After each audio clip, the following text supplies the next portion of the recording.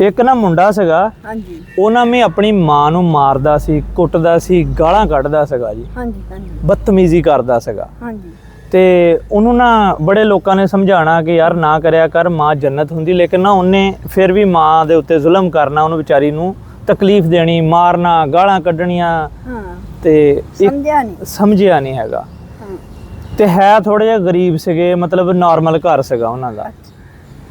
ਉਹ ਕਾਫੀ ਅਰਸਾ ਗੁਜ਼ਰ ਗਿਆ। ਹਾਂਜੀ ਤੇ ਇੱਕ ਦਿਨ ਨਾ ਇੱਕ ਜਿਹੜਾ ਵਕਤ ਦਾ ਬਾਦਸ਼ਾਹ ਸੀ ਨਾ, ਹਾਂਜੀ ਉਹਦੇ ਖ਼ਾਬ ਦੇ ਵਿੱਚ ਇੱਕ ਬਜ਼ੁਰਗ ਆਏ ਆ। ਅੱਛਾ ਉਹ ਬਜ਼ੁਰਗ ਆਏ ਤੇ ਉਹਨਾਂ ਨੇ ਕਿਹਾ ਕਿ ਬੱਚਾ ਪੁੱਤਰ ਬਾਦਸ਼ਾਹ ਨੂੰ ਕਿਹਾ ਕਿ ਫਲਾਂ ਬਸਤੀ ਦੇ ਵਿੱਚ ਫਲਾਂ ਘਰ ਦੇ ਵਿੱਚ ਚਲਾ ਜਾ, ਹਾਂਜੀ ਉੱਥੇ ਜਾ ਕੇ ਨਾ ਢੇਰ ਸਾਰਾ ਉਹਨੂੰ ਮਾਲੋ ਦੌਲਤ ਦੇ ਦੇ। ਹਾਂਜੀ ਹਾਂਜੀ ਹੁਣ ਉਹ ਜਿਹੜਾ ਬਾਦਸ਼ਾਹ ਸੀ ਨਾ, ਪਹਿਲੇ ਬਾਦਸ਼ਾਹ ਸੀਗੇ, ਉਹ ਅੱਲਾਹ ਵਾਲਿਆਂ ਤੇ ਬਜ਼ੁਰਗਾਂ ਤੇ ਯਕੀਨ ਕਰਨ ਵਾਲੇ ਸੀ, ਐਵੇਂ ਅੱਲਾਹ ਤਾਲਾ ਨੇ ਉਹਨਾਂ ਨੂੰ ਅਹੁਦੇ ਨਹੀਂ ਸੀ ਦਿੱਤੇ ਹੋਏ। ਹਾਂਜੀ ਹਾਂਜੀ ਉਹਨੇ ਕਿਹਾ ਜਿਹੜਾ ਮੈਨੂੰ ਇਹ ਖ਼ਾਬ ਆਇਆ ਨਾ, ਹਾਂਜੀ ਇਹ ਅੱਲਾਹ ਤਾਲਾ ਨੇ ਕੋਈ ਨਾ ਕੋਈ ਤੇ ਬਿਹਤਰ ਕੀਤਾ ਹੋਏਗਾ, ਲਿਹਾਜ਼ਾ ਹੋ ਸਕਦਾ ਮਜਬੂਰ ਆ, ਪਰੇਸ਼ਾਨ ਆ। ਹਾਂਜੀ ਹਾਂਜੀ ਉਹ ਗਿਆ, ਊਂਠਾਂ ਦੇ ਊਂਠ ਲੱਦ ਲਏ ਉਹਨੇ ਹੀਰੇ ਜਵਾਹਰਾਤ ਦੇ, ਤੇ ਲੈ ਕੇ ਤੁਰ ਪਿਆ। ਹਾਂਜੀ ਜਦੋਂ ਉਸ ਬਸਤੀ ਦੇ ਕੋਲ ਪਹੁੰਚਿਆ ਨਾ, ਹਾਂਜੀ ਉੱਥੇ ਇੱਕ ਨਾ ਬੰਦਾ ਬੈਠਾ ਹੋਇਆ। ਹਾਂਜੀ ਉਹਨੂੰ ਪੁੱਛਦਾ ਬਾਦਸ਼ਾਹ ਕਿ ਯਾਰ ਫਲਾਂ ਫਲਾਂ ਜਗ੍ਹਾ ਤੇ ਫਲਾਂ ਇਦਾਂ ਦੀ ਕੋਈ ਕੁੱਲੀ ਆ, ਗਰੀਬ ਜਿਹਾ ਘਰ ਆ, ਤੇ ਉੱਥੇ ਕੋਈ ਬੰਦਾ ਆ, ਲੜਕਾ ਆ, ਹਾਂਜੀ ਤੇ ਇੱਕ ਉਹਦੀ ਮਾਂ ਆ, ਹਾਂਜੀ ਤੇ ਉਹ ਨਾ ਨਾਮ ਉਹਦਾ ਆਹ ਆ, ਤੇ ਉਹ ਕਿੱਥੇ ਰਹਿੰਦਾ ਹੈ, ਇਸ ਇਲਾਕੇ ਦੇ ਵਿੱਚ, ਬਸਤੀ ਦੇ ਵਿੱਚ ਕੋਈ ਘਰ ਹੈਗਾ ਐਸਾ? ਉਹਨੇ ਕਿਹਾ ਹਾਂ ਹੈਗਾ ਆ ਜੀ। ਹਾਂਜੀ ਉਹਨੇ ਕਿਹਾ ਕੀ ਕਹਿਣਾ ਉਹਨੂੰ? ਹਾਂ ਉਹਨੇ ਕਿਹਾ ਜੀ ਬਸ ਮੈਨੂੰ ਇੱਕ ਬਜ਼ੁਰਗਾਂ ਨੇ ਕਿਹਾ ਸੀਗਾ ਕਿ ਉਹਨੂੰ ਨਾ ਮਾਲੋ ਦੌਲਤ ਦੇ ਦੇ।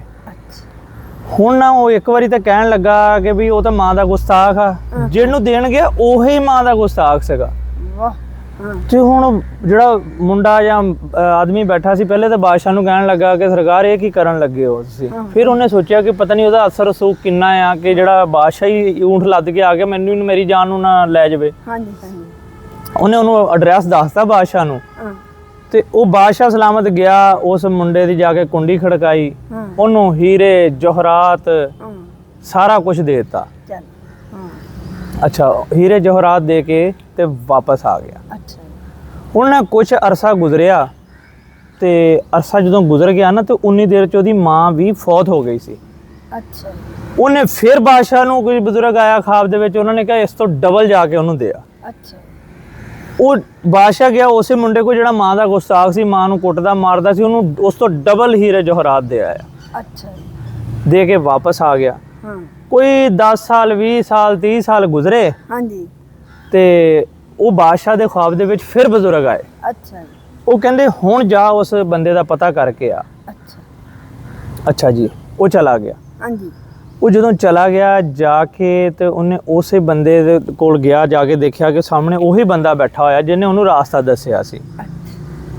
ਕਹਿੰਦਾ ਕਿ ਯਾਰ ਇੱਥੇ ਮੈਂ ਬੰਦੇ ਨੂੰ ਮਿਲਣਾ ਸੀਗਾ, ਹਾਂਜੀ ਉਹ ਬੰਦਾ ਇੱਥੇ ਨਹੀਂ ਹੈਗਾ, ਉਹ ਕਿੱਧਰ ਗਿਆ, ਕੀ ਹੋਇਆ ਕੀ ਨਹੀਂ ਹੋਇਆ? ਹਾਂਜੀ ਕਹਿੰਦਾ ਜੀ ਤੁਸੀਂ ਅੱਜ ਤੋਂ ਕੋਈ 40 ਸਾਲ ਪਹਿਲੇ ਜਾਂ 50 ਸਾਲ ਪਹਿਲੇ ਉਹੀ ਆਦਮੀ, ਉਹੀ ਬਾਦਸ਼ਾਹ ਸਲਾਮਤ ਤੋਂ ਜਿਹੜੇ ਇੰਨਾ ਮਾਲ ਦੌਲਤ ਦੇ ਕੇ ਗਏ ਸੀ? ਉਹਨੇ ਕਿਹਾ ਹਾਂ ਹਾਂ ਮੈਂ ਉਹੀ ਹਾਂ। ਹਾਂਜੀ ਉਹਨੇ ਕਿਹਾ ਉਸ ਟਾਈਮ ਮੈਂ ਸੋਚਦਾ ਸੀ ਕਿ ਮਾਂ ਦਾ ਗੁਸਤਾਖ ਆ, ਹਾਂਜੀ ਮਾਂ ਦੇ ਉੱਤੇ ਜ਼ੁਲਮ ਕਰਦਾ ਆ, ਹਾਂਜੀ ਤੇ ਬਾਦਸ਼ਾਹ ਨੇ ਇਹਨੂੰ ਦੌਲਤ ਦੇ ਦਿੱਤੀ ਆ। ਹਾਂਜੀ ਉਸ ਤੋਂ ਬਾਅਦ ਜਦੋਂ ਉਹਦੀ ਮਾਂ ਫੌਤ ਹੋ ਗਈ ਤਾਂ ਤੁਸੀਂ ਉਹਨੂੰ ਡਬਲ ਦੌਲਤ ਦੇ ਦਿੱਤੀ। ਹਾਂਜੀ ਮੈਂ ਡਰਦੇ ਹੋਏ ਤੁਹਾਡੇ ਕੋਲੋਂ ਪੁੱਛਿਆ ਨਹੀਂ ਹੈਗਾ। ਹਾਂ ਹੁਣ ਕੁਛ ਤਾਂ ਮੈਨੂੰ ਸਮਝ ਆ ਗਈ ਹੈ, ਕੁਛ ਤੁਸੀਂ ਦੱਸ ਦਿਓ ਹਾਂਜੀ ਹਾਂਜੀ ਕਿ ਇਹ ਕੀ ਚੱਕਰ ਆ? ਹਾਂਜੀ ਤੁਸੀਂ ਉਹਨੂੰ ਦੌਲਤ ਦੇਣ ਆਏ ਆ ਤੇ ਹੁਣ ਕੀ ਕਰਨ ਆਏ ਆ? ਹਾਂਜੀ ਉਹ ਬਾਦਸ਼ਾਹ ਨੇ ਕਿਹਾ ਕਿ ਇੱਕ ਬਜ਼ੁਰਗ ਮੇਰੇ ख्वाब ਚ ਆਇਆ ਸੀ, ਤੇ ਉਹਨੇ ਇਦਾਂ ਹੀ ਦੱਸਿਆ ਸੀ, ਜਾ ਕੇ ਉਹਨੂੰ ਮਾਲ ਦੌਲਤ ਦਿਆ। ਮੈਨੂੰ ਵੀ ਸਮਝ ਨਹੀਂ ਸੀ ਆਈ, ਮੈਂ ਦੇ ਦਿੱਤੀ। ਹਾਂਜੀ ਫਿਰ ਉਸ ਬਜ਼ੁਰਗ ਨੇ ਕਿਹਾ ਕਿ ਉਹਦੀ ਮਾਂ ਮਰ ਗਈ ਆ, ਹੁਣ ਉਹਨੂੰ ਹੋਰ ਡਬਲ ਮਾਲ ਦੌਲਤ ਦੇ ਦੇ। ਅੱਛਾ ਹੁਣ ਮੇਰੇ ਬਜ਼ੁਰਗ ख्वाब ਦੇ ਵਿੱਚ ਆਇਆ,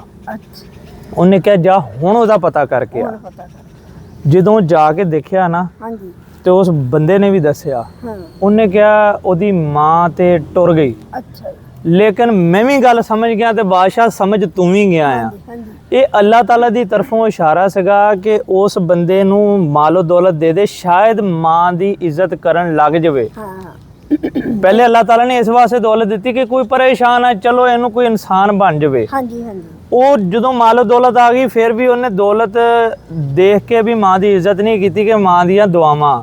ਤੇ ਇਹ ਦੌਲਤ ਦੇਖ ਕੇ ਅੱਛਾ ਬਣ ਗਿਆ। ਹਾਂਜੀ, ਫਿਰ ਉਸ ਤੋਂ ਬਾਅਦ ਜਦੋਂ ਮਾਂ ਉਹਦੀ ਟੁਰ ਗਈ ਤਾਂ ਅੱਲਾਹ ਤਾਲਾ ਨੇ ਹੋਰ ਦੌਲਤ ਦੇ ਦਿੱਤੀ। ਅੱਛਾ ਉਹ ਇਸ ਵਾਸਤੇ ਦੌਲਤ ਦਿੱਤੀ ਕਿ ਹੁਣ ਇਹਨੇ ਮਾਂ ਦੀ ਗੁਸਤਾਖੀ ਕਰ ਲਈ ਆ, ਕਰ ਲਈ। ਇਹ ਕਿਤੇ ਰੋ ਰੋ ਕੇ ਦੁਆਵਾਂ ਨਾ ਕਰਨ ਲੱਗ ਜਾਵੇ ਹਾਂਜੀ ਕਿ ਮਾਫੀ। ਯਾ ਅੱਲਾ ਮੈਨੂੰ ਮਾਫ ਕਰ ਦੇ, ਮੈਂ ਮਾਂ ਦਾ ਗੁਸਤਾਖ ਹਾਂ। ਹਾਂਜੀ ਹਾਂਜੀ ਤੇ ਫਿਰ ਅੱਲਾਹ ਤਾਲਾ ਤਾਂ ਗਫੂਰ ਰਹੀਮ ਆ ਨਾ, ਹਾਂਜੀ ਹਾਂਜੀ ਹਾਂਜੀ। ਤੇ ਇਹ ਕੋਈ ਐਸੀ ਗੱਲ ਨਾ ਕਰੇ, ਮਾਫੀ ਨਾ ਮੰਗੇ। ਇਹਨੂੰ ਅੱਲਾਹ ਤਾਲਾ ਨੇ ਵਕਤ ਹੀ ਨਹੀਂ ਦਿੱਤਾ, ਇਹ ਆਪਣੇ ਪੈਸੇ ਦੇ ਵਿੱਚ, ਦੌਲਤ ਦੇ ਵਿੱਚ ਰੁੱਝ ਗਿਆ। ਮਾਇਆ ਦੇ ਵਿੱਚ ਹੀ ਰਿਹਾ। ਹਾਂਜੀ, ਤੇ ਅੱਲਾਹ ਤਾਲਾ ਨੇ ਇਹਨੂੰ ਮੌਕਾ ਨਹੀਂ ਦਿੱਤਾ, ਲਿਹਾਜ਼ਾ ਹੁਣ ਇਹ ਬੰਦਾ ਮਰ ਗਿਆ ਤੜਫ ਕੇ। ਬਿਮਾਰੀ ਦੇ ਨਾਲ ਇਹਨੂੰ ਕੋਈ ਚੱਕਣ ਵਾਲਾ ਨਹੀਂ ਸੀ, ਇਹਨੂੰ ਥੱਲਣ ਵਾਲਾ ਨਹੀਂ ਸੀ। ਪੈਸਾ ਇਹਦਾ ਜ਼ਰੂਰ ਸੀਗਾ ਇਹਦੇ ਕੋਲ, ਹਾਂਜੀ ਹਾਂਜੀ ਲੇਕਿਨ ਇਹਦਾ ਇਲਾਜ ਕਰਵਾਉਣ ਵਾਲਾ ਕੋਈ ਨਹੀਂ ਸੀ। ਇਹ ਲਾ ਇਲਾਜ ਇਹਨੂੰ ਬਿਮਾਰੀ ਲੱਗੀ ਸੀ। ਹਾਂ ਇੱਥੇ ਵੀ ਭੁਗਤ ਕੇ ਗਿਆ ਹਾਂ ਔਰ ਅਗਲੇ ਜਹਾਨ ਜਾ ਕੇ ਵੀ ਭੁਗਤੇਗਾ। ਓਕੇ। ਲਿਹਾਜ਼ਾ ਦੋਸਤਾਂ ਨੂੰ ਇਹ ਗੱਲ ਕਹਿਣਾ ਚਾਹਾਂਗਾ ਕਿ ਬਾਜ਼ ਦਫਾ ਅਸੀਂ ਕਹਿੰਦੇ ਸਾਡੇ ਕੋਲ ਦੌਲਤ ਤੇ ਬੜੀ ਆ, ਅਸੀਂ ਤੇ ਕੋਈ ਚੰਗਾ ਮਤਲਬ ਕਿਸੇ ਦਾ ਹੱਕ ਮਾਰ ਲੈਂਦੇ ਆ, ਕਿਸੇ ਨਾਲ ਜ਼ਿਆਦਤੀ ਕਰ ਲੈਂਦੇ, ਖਾਸ ਤੌਰ ਤੇ ਮਾਂ-ਬਾਪ ਦੇ ਗੁਸਤਾਖ।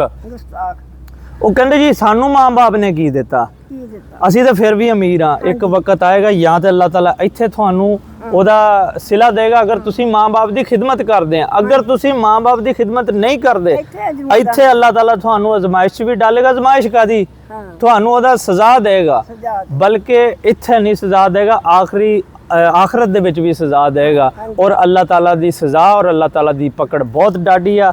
ਲਿਹਾਜ਼ਾ ਸਾਰੇ ਗੁਨਾਹ ਹੋ ਜਾਂਦੇ ਆ ਬੰਦੇ ਤੋਂ, ਅੱਲਾਹ ਤਾਲਾ ਮਾਫ ਕਰ ਦੇਗਾ। ਹਾਂਜੀ ਆਪਣੇ ਮਾਂ-ਬਾਪ ਦੀ ਗੁਸਤਾਖੀ ਨਾ ਕਰੋ, ਆਪਣੇ ਮਾਂ-ਬਾਪ ਦੇ ਨਾਲ ਬਦਤਮੀਜ਼ੀ ਨਾ ਬੋਲੋ। ਹਾਂਜੀ ਹਾਂਜੀ ਇਹ ਅੱਲਾਹ ਤਾਲਾ ਵੀ ਨਹੀਂ ਚਾਹੁੰਦਾ ਕਿ ਐਸੇ ਬੰਦੇ ਨੂੰ ਮੈਂ ਮਾਫ ਕਰਾਂ। ਹਾਂਜੀ ਤੇ ਲਿਹਾਜ਼ਾ ਵੀਡੀਓ ਅੱਛੀ ਲੱਗੀ ਆ ਤੇ ਇਸ ਨੂੰ ਲਾਈਕ, ਕਮੈਂਟ, ਸ਼ੇਅਰ ਕਰਕੇ ਆਪਣੇ ਦੋਸਤਾਂ ਤੱਕ, ਫੈਮਲੀਜ਼ ਤੱਕ, ਬੱਚਿਆਂ ਤੱਕ ਜ਼ਰੂਰ ਪਹੁੰਚਾਇਓ ਤਾਂ ਕਿ ਸਾਰੇ ਸਾਡੇ ਭੈਣ ਭਰਾ ਆਪਣੇ ਮਾਂ-ਬਾਪ ਦੀ ਇੱਜ਼ਤ ਕਰਨਾ ਸ਼ੁਰੂ ਕਰ ਦੇਣ। ਦੁਆਵਾਂ 'ਚ ਯਾਦ ਰੱਖਿਓ। ਅੱਲਾਹ ਹਾਫਿਜ਼। ਸ਼ਾਬਾਸ਼।